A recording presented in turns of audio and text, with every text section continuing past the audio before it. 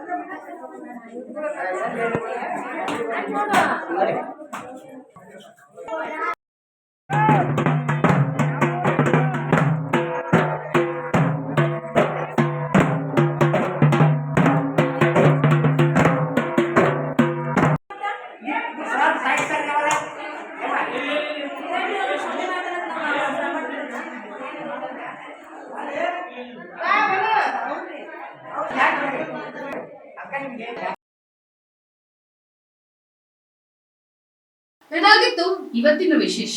ಇನ್ನಷ್ಟು ಸುದ್ದಿಗಾಗಿ ನೋಡ್ತಾ ಇರಿ ನ್ಯೂಸ್ 26 ಕನ್ನಡ. ನಾವು ನಿಮ್ಮೊಂದಿಗೆ.